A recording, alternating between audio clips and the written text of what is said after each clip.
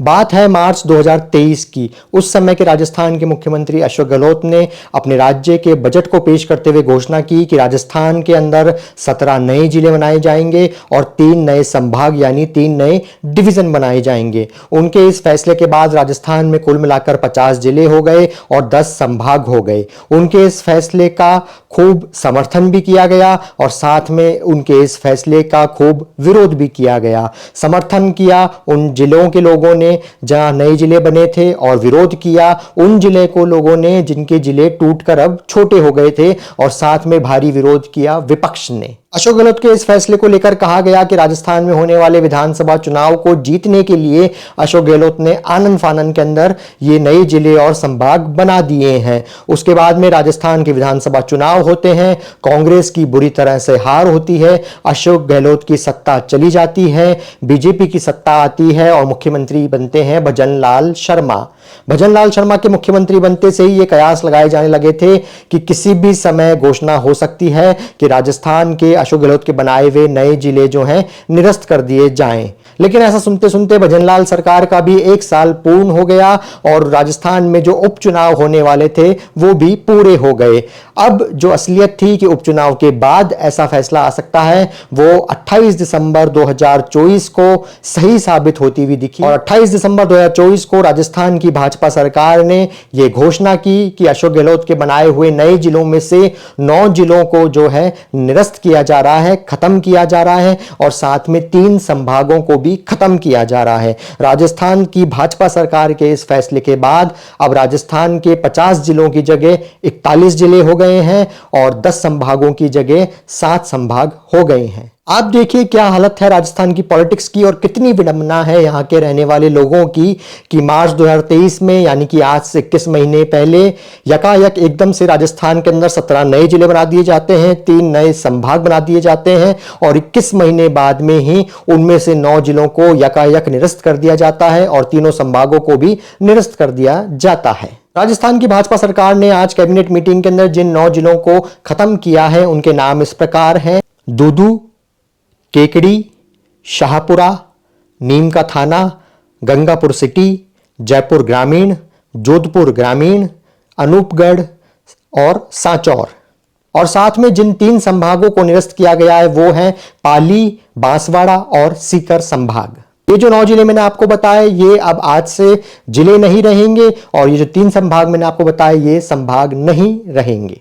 भजनलाल सरकार के इस फैसले को लेकर तर्क ये दिया गया कि अशोक गहलोत ने जो नए जिले और संभाग बनाए थे उनकी कोई उपयोगिता नहीं थी, उनके ऊपर जनसंख्या का आधार और संसाधनों का आधार नहीं देखा गया था। वहीं अब कांग्रेस जो है इस मामले के ऊपर अग्रेसिव नजर आ रही है। गोविंद सिंह डोटासरा प्रदेश कांग्रेस के अध्यक्ष ने कहा है कि पूरे राजस्थान के अंदर इसको लेकर आंदोलन किए जाएंगे और वापस जब राजस्थान के अंदर कांग्रेस सरकार आएगी तो पुनः वापस इन जिलों को जो है जिला बना दिया जाएगा।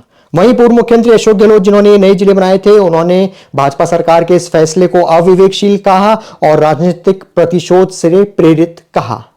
अशोक गहलोत ने अपनी पोस्ट में कहा कि राजस्थान देश का सबसे बड़ा राज्य है और मध्य प्रदेश उससे भी छोटा राज्य है, फिर भी उसके अंदर 53 जिले हैं। वहीं अशोक गहलोत ने तर्क दिया कि जिले की आबादी व क्षेत्र कम होने से शासन प्रशासन की पहुंच बेहतर होती है एवं सुविधाओं व योजनाओं की बेहतर डिलीवरी सुनिश्चित हो पाती है। साथ ही अशोक गहलोत ने कहा कि हमने केवल घोषणा ही नहीं की थी नई जिले की बल्कि हमने वहां पे जिला कलेक्टर और एसपी भी लगा दिए थे और साथ में उन जिलों को जो है हमने बजट भी सुनिश्चित किया था। लेकिन अब अशोक गहलोत ने जो कुछ भी किया हो, अभी की मौजूदा भाजपा सरकार ने उनके बनाए हुए 17 जिलों में से 9 जिलों को जो है निरस्त कर दिया है, खत्म कर दिया है और उनके बनाए हुए तीनों संभागों को भी निरस्त कर दिया है, खत्म कर दिया है। आपके मन में एक क्वेश्चन आ रहा होगा कि ये जो 9 जिले जो हैं निरस्त हुए हैं ये अब किन जिलों के अंदर मर्ज होंगे? तो ये उन्हीं जिलों में मर्ज होंगे जिन जिलों में से ये टूटे थे। फॉर एग्जांपल जयपुर ग्रामीण और दूदू अब वापस जयपुर जिले का हिस्सा होंगे, केकड़ी जो है वापस अजमेर का हिस्सा होगा, शाहपुरा भीलवाड़ा का हिस्सा होगा, गंगापुर सिटी वापस सवाई माधोपुर का हिस्सा होगा, जोधपुर ग्रामीण वापस जोधपुर जिले का हिस्सा होगा, अनूपगढ़ वापस श्री गंगानगर का हिस्सा होगा, सांचौर वापस जालौर का हिस्सा होगा और नीम का थाना वापस सीकर का हिस्सा होगा। साथ ही आप सोच रहे होंगे कि जब अशोक गहलोत ने 17 नए जिले बनाए थे और भाजपा की भजनलाल सरकार ने उनमें से केवल 9 जिले निरस्त किए हैं, तो बाकी बचे जिलों का क्या हुआ? तो बाकी बचे हुए जो जिले हैं वो सब जिले ही रहेंगे, जिनमें शामिल है ब्यावर, बालोतरा, डीग, डीडवाना, कोटपुतली बहरोड, खैरतल तिजारा, फलौदी और सलूम्बर। ये सभी जिले बने रहेंगे। इनके अलावा जो बाकी 9 जिले थे उन्हें निरस्त कर दिया गया है और उन्हीं के साथ ही पाली, सीकर और बांसवाड़ा संभाग को भी निरस्त कर दिया गया है। अब देखना यह होगा कि राजस्थान की राजनीति में भाजपा सरकार के इस फैसले से क्या उबाल आता है, या फिर विपक्ष जो है 1-2 दिन प्रदर्शन कर कर, धरना कर कर, आंदोलन कर कर वापस से शांत बैठ जाता है। और साथ में देखना यह भी इंपॉर्टेंट होगा कि ये जो 9 नए जिले जो है निरस्त किए गए हैं, यहाँ के बाशिंदे जो हैं, यहाँ के नागरिक जो हैं, वो इसको लेकर कैसी प्रतिक्रिया देते हैं। क्या वो इसको लेकर खुश होते हैं या वो इसको लेकर दुखी होते हैं कि उनके एरिया को जिला बना दिया गया था, वहां पर उनको सब तरह की सुविधाएं मिलती, जिला मुख्यालय मिलता, जिला चिकित्सालय मिलता, कलेक्टर, एसपी आदि सुविधाएं मिलती, वो अब नहीं मिल पाएंगी। अलग से बजट मिलता, वो अब नहीं मिल पाएगा। यह फैसला एक तरह से विपक्ष यानी कांग्रेस के लिए लिटमस टेस्ट साबित होगा कि क्या वो इस फैसले को लेकर कड़ा आंदोलन कर पाते हैं, सरकार को झुका पाते हैं इस फैसले के ऊपर, और या फिर वो एक बार फिर से कमजोर विपक्ष के रूप में साबित होते हैं। साथ ही मेरी संवेदनाएं हैं राजस्थान जीके पढ़ने वाले सभी विद्यार्थियों के साथ में, जिन्होंने 21 महीने पहले 17 नए जिलों के नाम याद किए थे, 3 नए संभागों के नाम याद किए थे, और अब 21 महीने बाद में उन्हें उनमें से 9 जिलों के नाम भूलने पड़ेंगे और उन 3 संभागों के नाम भूलने पड़ेंगे, और वापस से 50 जिलों की जगह 41 जिले याद करने पड़ेंगे और 10 संभागों की जगह 7 संभाग याद करने पड़ेंगे। मैं चाहता हूं इस मुद्दे के ऊपर आप अपनी अमूल्य राय नीचे कमेंट कर मुझे बताएं, ताकि मैं आपकी राय जान सकूं। मैं आशा करता हूं ये वीडियो आपको पसंद आया होगा। आपने अगर अभी तक मेरे चैनल को सब्सक्राइब नहीं किया है तो नीचे सब्सक्राइब का बटन दबाकर मेरे चैनल को सब्सक्राइब करना ना भूलें।